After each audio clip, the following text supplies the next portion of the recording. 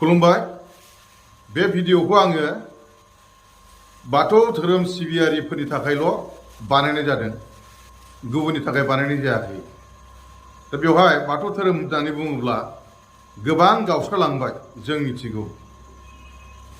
दा आं जाबाय गुदि बाथौनि सिबियारि आंनि बे भिडिअखौ नोंथांमोननो देखायगोन नोंथांमोनहा नायनाय लोगोफोर जोंहानि बाथौआ बोरायबायमोन बेनिखायनो बेबायदि बायबाय थानायनि थाखाय जोंहा बेबायदि लहानि बानायनो हरदों बानायनानै दा बेखौ थुनोसै दाउथु बिखायाबो साफाखा कालार सालार फोनखालायनाय एकदमबारे सोरनोबा नांगौबा लाना फैनो हागोन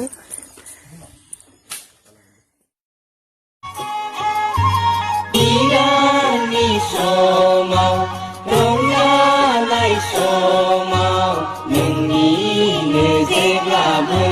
मदद मोनगोन आफा बंग'सा बाथ्राया जाहैबाय बे बाथौ धोरोम सिबियारि बिथांमोना बाथौ दुमनायखौ लहाजों बानायबाय बाथौ दुमबाय नङा होमबा बयबो नुबाय बिनि ओंथिया मा फोरमायदों आङो बुजिनो हायाखै नाथाय आं सान्दों धोरोमा बिजनेस लाइनाव हाबनो नाङा धोरोमखौ लानानै बिजनेस खालामनो नाङा फालांगि खालामनो नाङा आं सान्दों माब्रै गोदो गोदायनि जोङो परम्परा जोङो धोरोम सिबिबोनाया जाहैबाय गुदि बाथौ धोरोमा मोनसेल'मोन बाथौल'मोन बिनि उनाव गुरुदेब कालिचरन ब्रह्मनि नाजानायाव ब्रह्म धोरोम फैदों दा बर'फोरनाव मोननै धोरोम दंसै बाथौ आरो ब्रह्म दा बाथौआवनो गोबां गावस्रालांबाय गावस्राबाय अरजाला गाव गावनि नियम निथिजों सिबिबाय फालिबाय सोरबाया दाउसा फारौ हाथारनानै सिबिगासिनो दं आरो सोरबाया बिबारजों सिबिगासिनो दं थांनानै थानायाव एखे थैनाय बेमार फानि जानायाबो एखे नङा होमबा धोरोमखौ जोङो सिबिनो थाखायसो थांनानै थानो थाखायसो बजबनानै लायो ঠিক আছে आं बिनि सायाव गोलाव बुंनो नागिराखै आं बुंनो नागिरनाया जाहैबाय परम्परा बाथौ सिबिबोनायनिफ्रायनो जोङो औवाजों बाथौ दुमनानै सिबिबोदों नाथाय दा जों नुनो मोनबाय नैबे भिडिअआव बाथौ दुमनाय औवानि अनगायै लहानि बानायबाय पारमानेन्टनो औवाया थाब थाब बायो बेखायनो लहानि बानायबाय गोबाव जोरनायनि थाखाय बिनि ओंथिया मा नोंथांमोना बयबो बुजियो आरो बिजिरनानै नाय बेवहाय ओंथि दंना गैया आंनि बाथौआव खुनु थत्थ'आनो गैया बाथौआ थत्थ' दङ नङा होमबा मोनबा आसार खान्थिखौ लानानै दा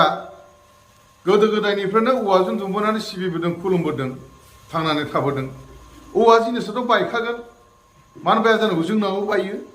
नाथाय गोबाव जोरनायनि थाखाय लहानि बानायबाय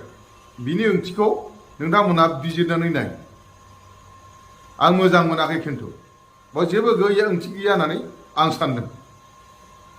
बेबायदि खालामनाया मोजां जायाखै आरो बे बाथौखौ नायोब्ला आं ओरैबायदि बुजिदों नोंथांमोनाबो सोरनि बाथौ आन्दाज खालाम दाउथु बिखाया मोनथाम हेबनाय दाउथु बिखा मोनथाम हेबनाय बाथौआ मा होनना बुङो 18 खुन्थियानि बाथौआसो दाउथु बिखाखौ मोनथाम हेबो जोंनि गुदि बाथौआ दाउथु बिखाखौ मोनसेल' हेबो दाउथु बिखाखौ मोनथाम हेबदों बलिथे 18 खुन्थियानि बाथौ होननानै आं सान्दों आरो बे सोरनि बाथौ जाथावो आं आन्दाज खालामनायाव पद्मश्री डक्टर मंगल सिंह हाज'वारि सारनि बाथौ होननानै आं आन्दाज खालामदों दाउथु बिखा मोनथाम हेबनायखाय नङाबो जानो हागौ खिन्थु आं आन्दाज खालामदों जानो हागौ होननानै खारन बिनिखौसो आं नुबाय थादों दा जोङो बाथौ धोरोम सिबियारिफ्रा बिनि सायाव रायज्लायनाया मोजां नोङो बिबारजों सिबिनो हागौ नोङो दाउसा फारौ हाथारनानै सिबिनो हागौ बे सिबिनायनि नियम खान्थिफ्रा आलदा आलदा जानो हागौ नाथाय बाथौनि बै माखासे थत्थ'फोर सोलाय सोल' जायोबा बोरै बाथौ जागोन बियो एसे साननो गोनां नङा होमबा बाथौ सिबियारि नोंथांमोन आं खिन्थु बेखौ आं मोजां मोनाखै अबयसे आं धोरोमाव इसेबां गोथौ मानसि नङा अब्लाबो माखासे साननाय फैयोथ' धोरोम सिबिग्रा हिसाबै बे धोरोमखौनो बजबना लाबोदों हिसाबै नोंथांमोनाबो बेखौ सानदो बिजिरनानै नायदो आल'सना खालाम रायज्लाय मा खालामनाया मोजां लहानि बानायबाय फानबाय लहानि बानायबाय फानबाय बे बिजनेस नङा होमबा फैसा एसे एनै मोनबाय औवानि बानायबासो ओंथि जागोनथ' बाव औवानियासो ओंथि गोनां जागोनथ'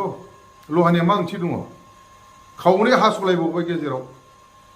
गेजेराव खावनै खालामनानै जरा मारिलायबावबाय हा नाट बुल्थु होनानै बे माथो बाथौनि दुमनाय जाखो बेलाय बेवहाय मा ओंथि दङ जेबो ओंथि गैया आं आसा खालामदों आरो खावलायदों बाथौ सिबियारि बिथांमोना गोरों गोराफ्रा बिनि सायाव एसे नायबिजिरगोन आरो सावरायनानै स्र' खालामगोन होननानै गोजोन्थों जै आफा बोराइ बाथौनि दहाय आफा बोराइ बाथौनि बयनिसिम खुलुमनाय हरबाय